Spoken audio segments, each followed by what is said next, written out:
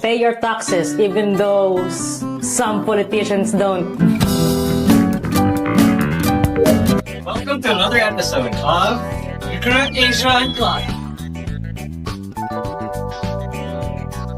So as freelancers, guys, you're expected to bill your clients, right? If it's commissions or by hourly, then you'd either probably be using a time tracker if you're an hourly, if you're being paid hourly. Because obviously your clients may or may not be in the same country as you, so they won't necessarily know if you're working the hours that you're paid for. So for their sake, right, and for your sake too, like, almost usually they would get you to use a time tracker. So what it does is that, as what we talked about previously, it tracks your hours, it tracks, sometimes tracks your screen. They also track your keyboard clicks or mouse clicks or whatever. But ultimately what it really does is that it counts how many hours you've already worked for on a contract or by day. And at the end of every week, or depending on what you and your client have discussed previously, the hours that you worked for on this specific time frame would then be paid by your client. So you have to have some sort of a proof na you really did work those hours. Productive ka, ganun. Yeah. Or maybe if it's not hourly, then project that you've already done for them, right? And then you're also expected to invoice them. So please talk to your accountant or lawyers so you have to do it. Because obviously you would have to pay taxes on each of your invoices. Yeah. You have to talk to your accountant, please guys, whatever country you're from. For the Philippines, then I think it's a monthly thing that you have to pay for taxes. On every hours that you paid, you worked for the client, they invoice, you would invoice them, and then at the end of every month, you're gonna get all those invoices to your accountant, and then sila yung magsasabi kung magkano yung tax out of that. As a business though, so there's a lot more going into that. So, but on a general perspective, it's sort of the same, but the good thing about being a business is that your expenses as a business owner is gonna be taken into an account when you're paying your taxes. So kunyari, your tax at the exact month is maybe 20,000 pesos, but your expenses is about 15,000. If na-accept ni BIR or ni accountant na it really isn't a business expense, they're gonna use it, deduct that out of the tax. And then at the end of every month, 5,000 na lang yung, on that specific example. Yeah. So they count your taxes. It goes to a really good, it's for our government, guys, so please make sure you're paying your taxes. Yeah, pay your taxes even though some politicians don't. So it's for invoicing, to clarify, Ms. Lee, right? Yeah, I mean, so generally for freelance, yeah, you really have to work on your invoices, cause nobody would do that for you. Because if you're, that's another con of freelancing is you would do everything yourself. Compared to being an employee, right? Whatever hours you work for, the business BPO's accountant will do that for you, and then bibigyan ka nila ng payslip, right? But as a freelancer, you're gonna have to do everything yourself, including billing your clients, following up on their payments, and then making sure that they pay on time. And that's another thing. You have to wait for payments. Can you charge, can you charge client for late payment fee? You can, but obviously because you can't do that. Can't do that. Yeah. Late yung sahod nila, Ms. Lee?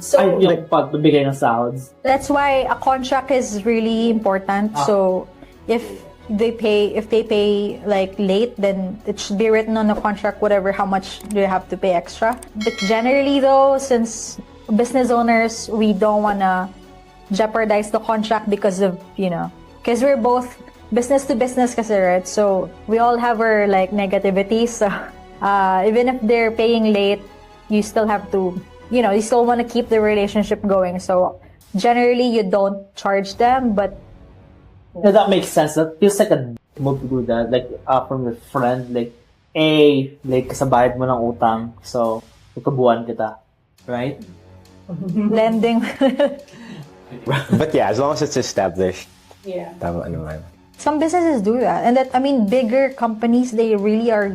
I mean, our bills, like electricity bills, if you pay it late, they charge you. They charge us. Corporations generally, like big private companies, like if nagtatrabaho ka for them, you know, you could like sue them or whatever.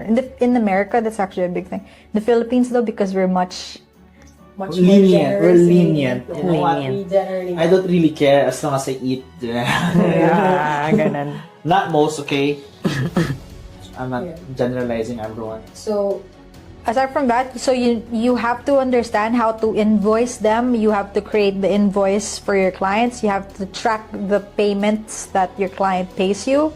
And then if you're working with multiple clients with commissions, right? You also have to make sure that you're paying, your projects are due on time, and then your clients pay you after that. So best to have some sort of a tracking system like Airtable. Or kahit Google Sheet lang. Yeah, just or whatever app. There are a bunch of apps. Or even just a reminder on your phone, like, hey, this is... built-in stop timer sa phone mo.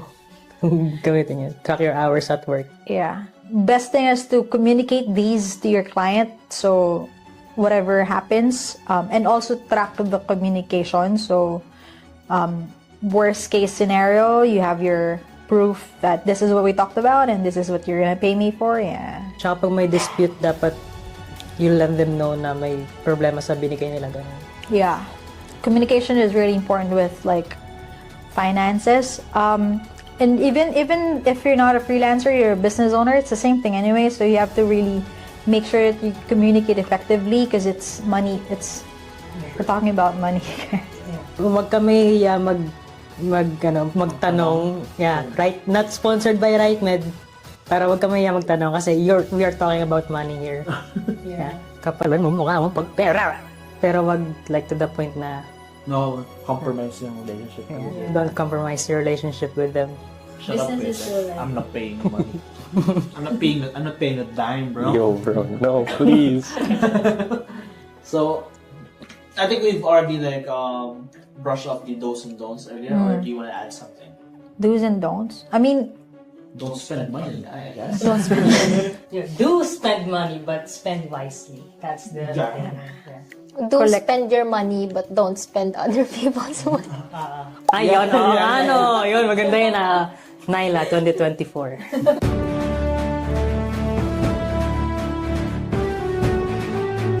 Para message, bro. Yeah. Quotable quotes.